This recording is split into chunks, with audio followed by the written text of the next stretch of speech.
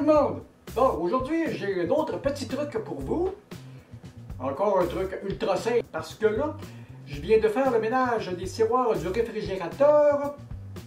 Et moi, comme je vis tout seul, quand j'achète des légumes frais, ça arrive assez souvent que je m'en sers pour une recette ou pour deux recettes.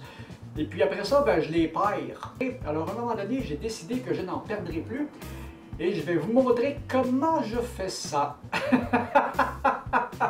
Parce qu'habituellement, ce que je perds le plus, c'est le céleri et les carottes, que j'utilise un peu moins. Parce que je me sers souvent, pour la plupart de mes préparations, je me sers beaucoup de congelés, soit que j'achète qui sont coupés, soit en macédoine comme ça, ou dans différentes coupes qui vont différentes choses.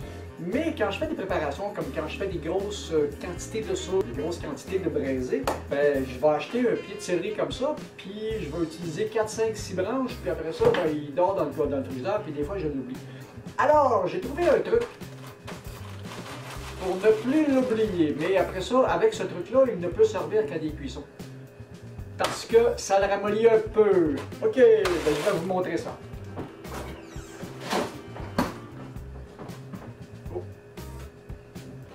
J'ai une soupe en marche. Mais alors, je vais enlever les branches de céleri là. Et comme je ne les utilise habituellement, que taillé en macédoine, parce que ça s'intègre bien dans la plupart des préparations. On a le gros blanc ici, là. Alors, on va tailler ça en macédoine. Attention aux doigts, parce que même quand je l'intègre dans les crèmes, c'est pas bien grave, parce que de toute façon, les crèmes, c'est pour passer au robot.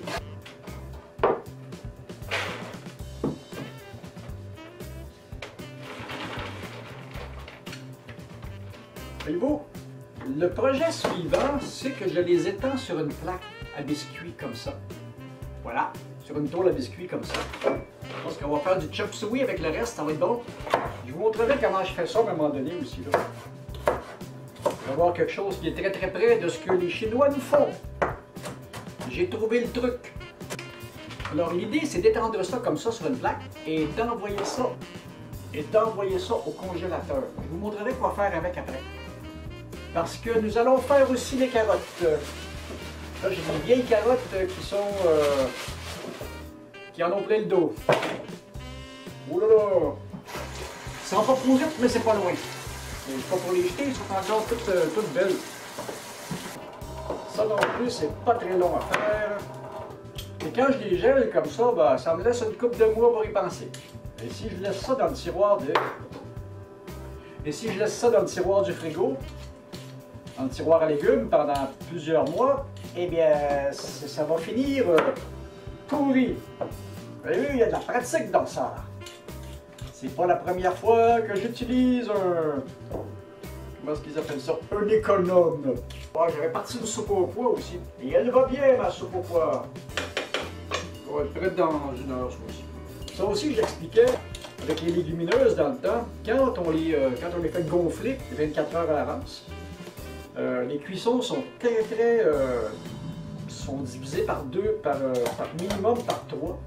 Alors au lieu d'essayer de cuire ma soupe pendant des heures et ça ne veut pas cuire, ça va prendre une fois que c'est parti à bouillir, ça prend une quarantaine de minutes et elle est cuite. Et ce que ça fait, l'avantage d'une cuisson plus rapide comme ça, c'est que ça conserve vraiment le goût des pois. Tandis que si on le bout trop longtemps, on perd trop de goût. Une fois que mes légumes sont défaits en macédoine comme ça, je peux m'en servir dans n'importe quel genre de préparation. Ça se perd pour le coup de couteau, hein? Le secret avec ça, c'est de s'habituer à frotter la lame sur les jointures. Et quand on vient, comme vous commencez tout doucement, comme ça, et quand vous êtes habitué, ben, ça fait ça de même. Parce qu'il ne faut pas le lever trop haut, parce qu'en leur descendant, vous allez arracher la peau. Ça ne sera pas drôle, ça non plus. Et ne pas tenir le couteau de même parce que vous n'avez pas de force sur le ballon comme ça. Prenez dans la pleine main. Une fois que vous allez être habitué, ça va bien mieux. Bon, ben c'est ça. C'est des choses que vous allez cuire. Il est possible de les défaire en toutes sortes d'autres coupes. Mais là, moi, comme j'utilise sur mes préparations, beaucoup les coupes en macédoine. Alors, on va geler ça aussi. Et vous allez comprendre pourquoi je les mets dans une plaque, comme ça, pour les geler. Parce que, faut surtout pas qu'ils collent ensemble. Et nous, ben, on va se revoir dans une couple d'heures, le temps que ça gèle. Ça ne sera pas tellement long. À tout à l'heure, puis je vais vous montrer comment je remise ces choses-là après.